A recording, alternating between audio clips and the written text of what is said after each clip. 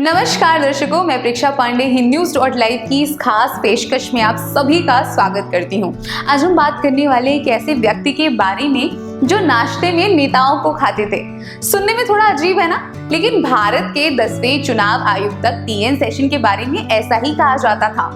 ऐसा क्यों कहा जाता था, आज हम आपको इस एपिसोड में उनके बारे में सारी चीजें विस्तार में बताएंगे। टीएन सेशन का पूरा नाम तिरुनेलई नारायण अय्यर था। ये एक ऐसे एडमिनिस्ट्रेटर थे जो नेताओं से ज्यादा फेमस हुआ करते थे। सेशन का जन्म 1932 में हुआ था। 12वीं की पढ़ाई उन्होंने गवर्नमेंट विक्टोरिया कॉलेज पलक्कड़ से की। सेशन ने मद्रास क्रिश्चियन कॉलेज से बीएससी कर ग्रेजुएशन कंप्लीट किया। फिर सेशन ने 1954 में यूपीएससी क्लियर किया और तमिलनाडु काडर से जुड़ गए। 1962 में टीएन सेशन को पहली बड़ी जिम्मेदारी मिली। उन्हें मद्रास ट्रांसपोर्ट डिपार्टमेंट का डायरेक्टर नियुक्त किया गया।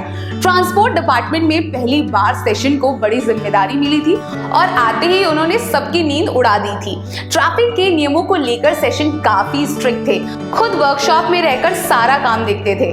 इसके बाद वे हार्वर्ड पहुंचे। वहां उन्होंने पब्लिक एडमिनिस्ट्रेशन में मास्टर की डिग्री ली। 1969 में भारत लौटने के बाद टीएन सेशन को एटॉमिक एनर्जी कमीशन का सेक्रेटरी नियुक्त किया गया और 1972 में वो डिपार्टमेंट ऑफ स्पेस में जॉइंट सेक्रेटरी बने।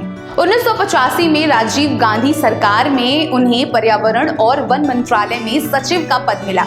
उनके कार्यकाल में पर्यावरण और वनों को लेकर कई सख्त कानून लागू किए गए। इस दौरान उन्होंने नर्मदा और टिहारी बांध परियोजना के पर्यावरण पर हानिकारक प्रभावों को लेकर भारी विरोध किया।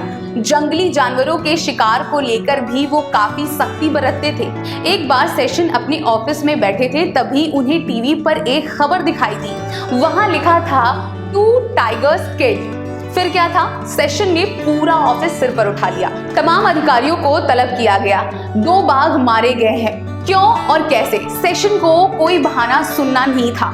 उन्होंने तुरंत इंक्वायरी बिठा दी, लेकिन इंक्वायरी होती कैसे? खबर असल में बाघों की थी ही नहीं, बात लिट्टे के तमिल टाइगर्स की हो रही थी। लेकिन सेशन का खौफ इतना था कि किसी की हिम्मत ही नहीं हुई कि उन्हें यह कह सके। 1989 में राजीव गांधी सत्ता से बाहर हुए और वीपी सिंह की सत्ता में एंट्री हुई। सेशन को कैबिनेट सेक्रेटरी का पद मिला। फिर 1990 में सेशन देश के 10वें मुख्य चुनाव आयुक्त तक नियुक्त हुए। चुनाव आयुक्त तक बनते ही सेशन के पास वैधानिक शक्तियां आ गई थी। उन्हें मंत्रालय या सरकार से डरने की कोई जरूरत नहीं थी। सेशन ने ऐलान किया कि मैं नाश्ते में नेताओं को खाता हूं। 1991 में लोकसभा चुनाव और उसके बाद हुए तमाम विधानसभा चुनावों में सेशन का असर दिखाई दिया। जहां गड़बड़ी की शिकायत होती, वो तुरंत चुनाव रोककर नए सिरे से चुनाव की घोषणा कर देते। फर्जी वोटों पर लगाम लगाने के लिए उन्होंने सरकार के पास प्रस्ताव भेजा कि वोटर आईडी पर मतदाताओं की फोटो लगाई जाए, लेकिन सरकार ने इनकार कर दिया, ये कहते हुए कि इसमें बहुत खर्चा होगा। लेकिन सेशन भी मानने वाले नहीं थे। उन्होंने कहा, जब तक फोटो नहीं लगेगी एक भी चुनाव नहीं होगा। इसके बाद 1993 में फोटो वाली वोटर आईडी की शुरुआत हुई। 1995 में जब सेशन ने बिहार के कई सीटों पर चुनाव खारिज कर दिया तो लालू प्रसाद यादव उनसे काफी गुस्सा हो गए। लालू ने नारा दिया, सेशन विसर्जन द नेशन। सेशन के खिलाफ सदन में महाभियोग चलाने की सिफारिश हुई, लेकिन प्रधानमंत्री नरसिम्हा राव ने ऐसा नहीं होने दिया। राव को लग रहा था कि ऐसा करने से जनता में सरकार की छवि खराब होगी, लेकिन फिर भी उन्होंने एक दूसरा रास्ता निकाला। संविधान के तहत चुनाव आयुक्त सरकार के अधिकार में नहीं थे, लेकिन ऐसा कोई कानून नहीं था कि सिर्फ एक ही चुनाव आयुक्त बनाया जाए। राव ने एमएस गिल और जीवीजी कृष्णमूर्ति को अतिरिक्त चुनाव आयुक्त बना दिया। सेशन की ताकत 1/3 हो गई। सेशन सुप्रीम कोर्ट गए, लेकिन सुप्रीम कोर्ट ने सरकार के फैसले को सही माना। सेशन को मुख्य चुनाव आयुक्त रहते हुए उनके द्वारा लगाए गए सुधारों के लिए आज भी याद किया जाता है। सेशन को राशिफल और हस्तरेखाओं पर बहुत भरोसा था। एक बार उन्होंने घोषणा की थी कि उनकी कुंडली में देश का राष्ट्रपति बनना लिखा है। सेशन ने यहाँ तक कहा कि वो राष्ट्रपति या संयुक्त राष्ट्र के सेक्रेटरी जनरल बनने वाले हैं, इसलिए प्रधानमंत्री को उनसे पंगा नहीं लेना चाहिए। मुख्य चुनाव आयुक्त के रूप में 1996 में सेशन का कार्यकाल खत्म हुआ।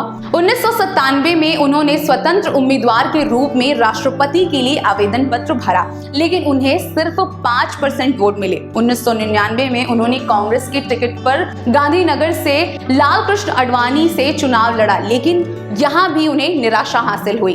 अपने आखिरी दिन सेशन ने एक ओल्ड एज होम में गुजारे।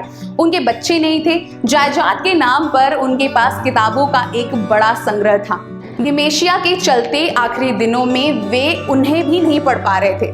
जितने पैसे कमाए थे अधिकतर चैरिटी में दे दिया था। साल 2019 में चेन्नई में उनकी मृत्यु हो गई। सेशन के काल को भारत में चुनाव आयोग का स्वर्णिम काल कहा जाता है। आज की कहानी में बस इतना ही। कल फिर मिलते हैं शाम 7 बजे सिर्फ HindNews.live पर एक नई शख्सियत और एक नए एपिसोड के साथ। तब तक के लिए जय हिंद, जय भारत।